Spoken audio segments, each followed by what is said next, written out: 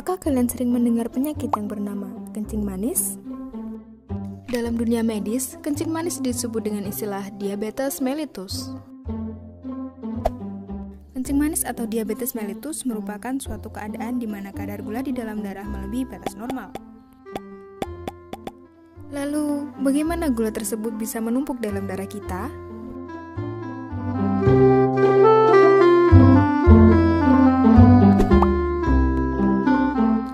Saat kita mengonsumsi makanan yang mengandung karbohidrat atau gula seperti nasi, roti, dan lainnya, karbohidrat tersebut akan dipecah menjadi karbohidrat sederhana yaitu glukosa.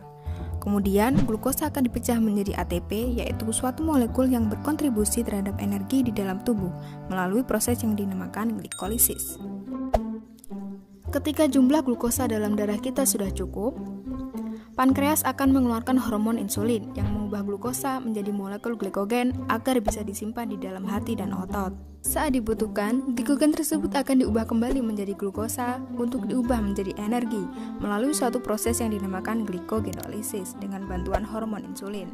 Diabetes mellitus dibagi menjadi dua tipe, yaitu tipe 1 dan tipe 2. Tipe 1 disebabkan karena ketidakmampuan pankreas dalam menghasilkan insulin, sehingga kadar insulin bisa terlalu sedikit bahkan tidak dihasilkan sama sekali, sehingga gula yang ada di dalam tubuh kita tidak dapat diolah oleh sel tubuh kita, baik untuk diubah menjadi energi atau disimpan di dalam hati dan otot. Sedangkan pada tipe 2, insulin dihasilkan, tapi sel-sel tubuh kita kurang sensitif terhadap hormon insulin yang ada, sehingga kadar insulin yang dibutuhkan harus lebih banyak atau bahkan tidak dapat digunakan sama sekali. Dan hasilnya pun sama, gula tidak dapat diolah ke dalam sel tubuh, sehingga gula di dalam aliran darah akan meningkat terus-menerus seiring dengan makanan yang kita konsumsi. Lalu, siapa saja yang berisiko terkena diabetes mellitus? Seseorang yang memiliki faktor keturunan, gaya hidup yang kurang sehat seperti merokok, minum alkohol, dan sering mengonsumsi makanan yang banyak mengandung gula, kurang beraktivitas dan olahraga, usia lebih dari 40 tahun. Menurut WHO, sekitar 171 juta orang di dunia mengidap diabetes pada tahun 2000 dan diperkirakan akan meningkat menjadi 366 juta pengidap diabetes di tahun 2030. Sungguh angka yang fantastis, bukan? WHO juga memprediksi kenaikan jumlah pengidap diabetes di Indonesia yang pada tahun 2000 sebanyak 8,4 juta menjadi 21,3 juta pada tahun 2030. Dan bagaimana seseorang bisa didiagnosis menderita diabetes? Untuk mengetahui apakah seseorang menderita diabetes, perlu dilakukan pemeriksaan melalui pengambilan sampel darah. Terdapat 3 kategori pemeriksaan. Yang pertama adalah gula darah sewaktu. Seseorang dikatakan diabetes jika hasil pemeriksaan kadar gula darah sewaktu adalah 200 mg/dl atau lebih. Yang kedua, kadar gula darah puasa.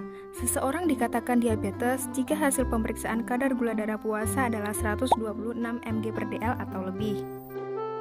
Dan yang ketiga adalah gula darah postprandial. Seseorang dikatakan diabetes jika hasil pemeriksaan kadar gula darah postprandial adalah 200 mg/dl atau lebih.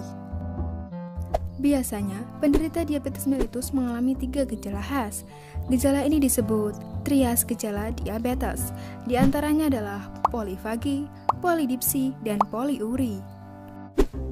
Polifagi atau banyak makan disebabkan karena sel tidak dapat mengubah gula menjadi energi, sehingga sel menjadi kekurangan energi dan kelaparan.